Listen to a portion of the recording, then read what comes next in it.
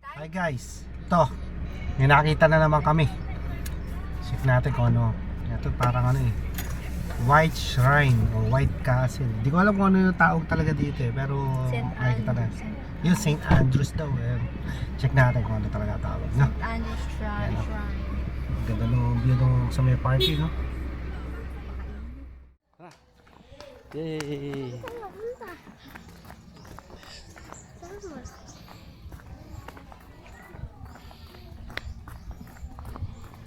Mo swimming?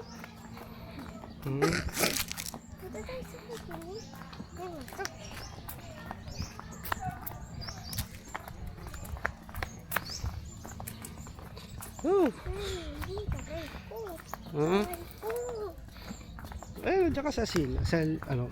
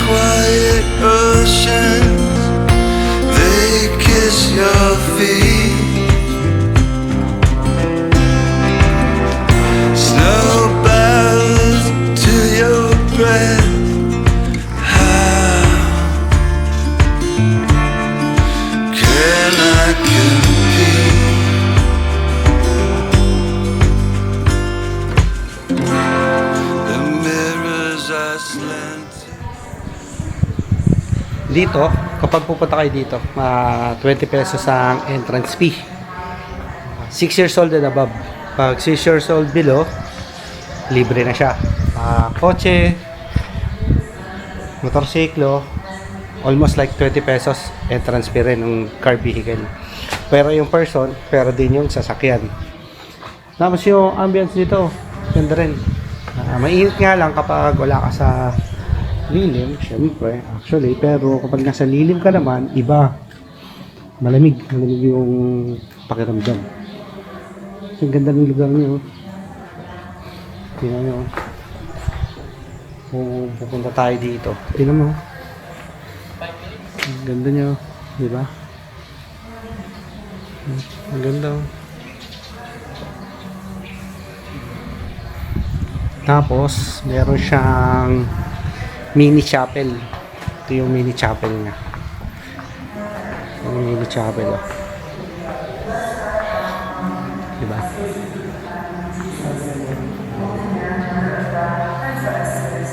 Mini chapel. Tapos ito yung pinaka-dome niya. Ganda ng dome. Ito yung pinaka-dome niya. Yan. Tapos yan yung pinaka sa center ng chapel.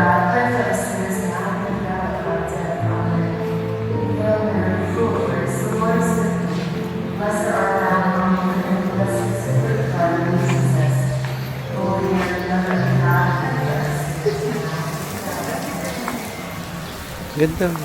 Ganda siya. maganda.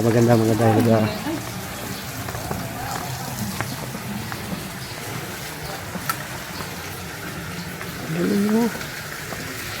Para ka na sa China.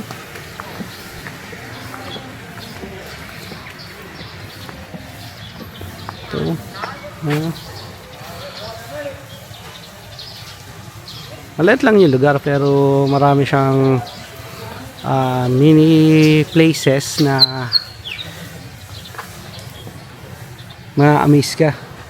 Kasi tinan mo, maliit lang yung lugar pero ang ganda ng pagkakaayos. Diba? Tignan natin kung sino itong rebulto na to. Si Reverend Father Joseph Ogishon. Siguro Filipino-Chinese to. Isa sa mga Filipino-Chinese na paari. Hindi siguro Chinese. Korean? Hindi ko alam eh. Japanese. A Japanese bishop rather the indigenous ordinary bishop in 1963. Isa sa mga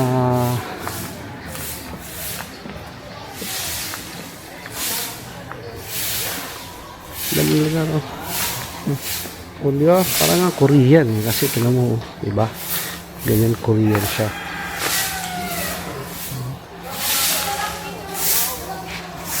Ang lugar, oh.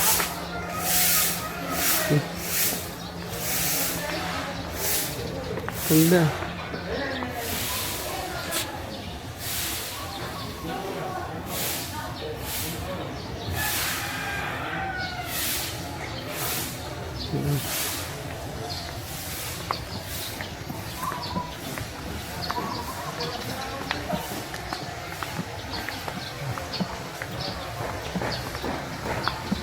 Ito yung right wing nung center ng castle. Punta naman tayo sa left wing. Ganda garden. Ganda pala ng ganito mga bamboo, no? Ito siguro ng ganito sa bahay, no? Oo. Parang naisip ko doon sa isang lote ka ako na ganito gawin, no? Direksyon, no? Oo. Tsaka ang ganda, mo, kahit mainit, pag nandito ko sa loob, no? Nawawala yung init. Oo, lang ulit. Oo. Kaso lang kailangan mga one shot. Oo, walang Kasi ano to? structure, no? Oo, kasi dahingan ito ng mga ahas. Oo, sapa, no? Oo. Sarap nga naman, kung ikaw nasarapan, yung ahas pa, no? May mga fish din, no? May fish. May mga koi fish dito. Actually, pag pumunta kayo dito, maraming bawal. Kaya kung kayo yung tipong tao na ayaw na pinagbabawalan, may inis ka kasi maraming bawal. Pero, kaya naman may batas, meron naman tayo regulation is to preserve the beauty of the place. Tsaka give respect kasi tayo, bisita lang. Even though we pay some money, we're just mere visitor. Yun ang lagi natin tatandaan. Bisita lang tayo. We have to abide them.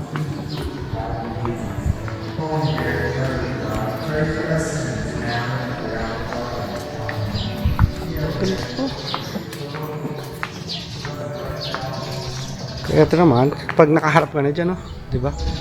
Ganda, oh. Dito naman ngayon tayo sa main castle. Check natin kung hanggang saan tayo pa pwede makapasok. Ganda, oh. Hindi nyo. Hindi tayo makakapasok sa loob. Sarado, no? Pasyal museo, no? Ito pala. Ito pala siya.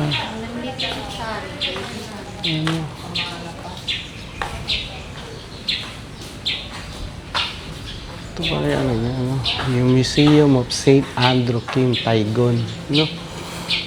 Pala.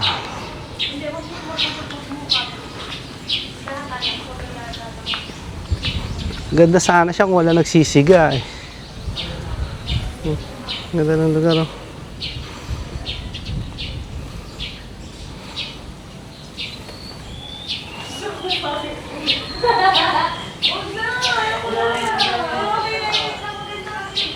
Ganda ng lugar, oh.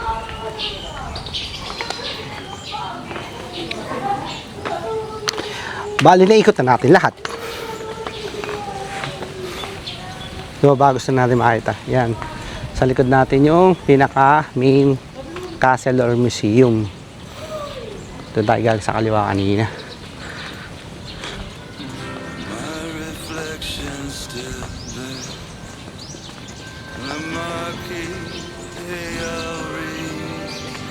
Lugar. Malaki yung lugar. Ano dapat talaga. Hindi sila nagsisiga.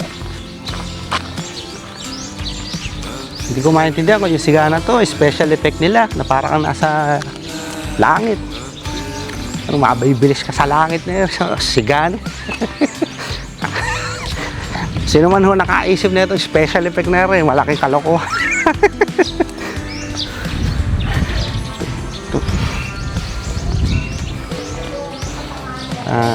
Hindi rin tayo pinapermit na umakit sa taas eh. Nandito yung pinaka-parking. Yun. Ito siya. Convent Shrine of St. Andrew. Diba? Pupunta kayo rito, parang hindi papasok na papunta dito. Kasi nakakatakot talaga eh, papunta.